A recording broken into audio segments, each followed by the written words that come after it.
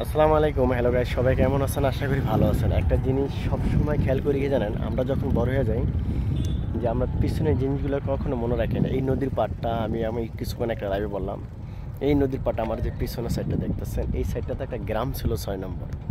এই গ্রামটা ছিল অনেক বড়। এখান থেকে ট্রলারে যেতে আমাদের 10 মিনিট সময় লাগতো, যখন আমি ছোটোবেলার কথা বলতে 2002 বা 3 সালের কথাটা। আর আজকে সেই নদী এখানে, তাই নদী এপার ভাঙে ওপার ঘরে, এই তো নদীর খেলা। এই গানটা যে বাস্তব জীবন সেটাই আসল কথা। যখন এই নদীর পাড়ে আসি একটা জিনিস মনে থাকে, কষ্টও লাগে। যে নদীর পাড়ে প্রচুর মানুষ ছিল, এই মানুষগুলো ঘর বাড়ি ভাঙ্গা একজন একটা জায়গায় চলে গেছে। আসলে কি জানেন, প্রকৃতির নিয়ম আর নীতি কোনোটাই মিল থাকে না। তবে একটা জিনিস, উপরাল্লাহ যা করে বান্দার ভালোর জন্যই করে। বাট এখান থেকে একটা জিনিস আমরা শিক্ষা নেই যে আল্লাহ তাআলার মায় কখনো বোঝা যায় না। আজকে নদীর পাড়ে আসার পর এমন একটা জিনিস স্মৃতি মনে পড়ে যে আমরা এমনও সময় এই নদীর পাড়ে গোসল করতে আসতাম, ট্রেন নিয়ে আসতাম, গাড়ি নিয়ে আসতাম, ট্রলার নিয়ে আসতাম। সন্ধ্যা হয়ে গেছে না, তো আজকে ট্রলারে উঠতাম। তাই সন্ধ্যার কারণে ট্রলার উঠায় না।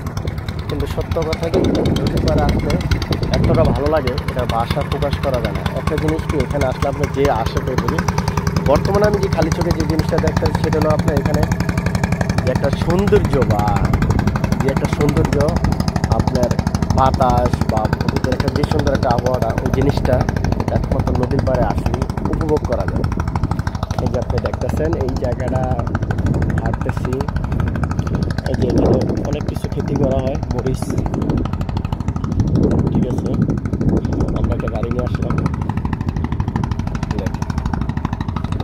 ওই দেখেন প্রচুর মানুষ এখানে আপনার, মানে কী বলবো, এখানে বলার মতো নাই, কিছু প্রশংসা করার মতো নেই। তবে একটা জিনিস কি, নদীর পাড়ে আসলে অনেক মনটা ভালো লাগে। এখানে একটা জিনিস মনে রাখবেন, সবসময় নদীর পাড়ে বা নদীতে যদি ঘুরেন, নদীর বাটি এলে গানগুলো শুনবেন, একটা অন্য ধরনের একটা ফিলিংস থাকে। বাংলাদেশে আসার পরে আমি গতকালকে দেশে আসলাম, আর দেশে আসার পর আজকে নদীর পাড়ে একটু ঘোরার জন্য আসলাম। এই যে দেখেন অনেক ভালো লাগতেছে, বিশ্বাস করেন।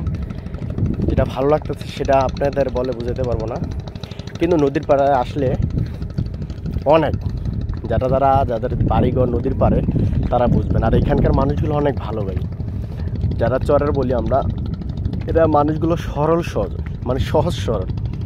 এই মানুষগুলো বেশিরভাগই সহজ সরল মানুষ।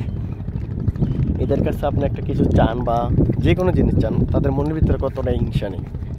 তারা অনেক ভালো মানুষ।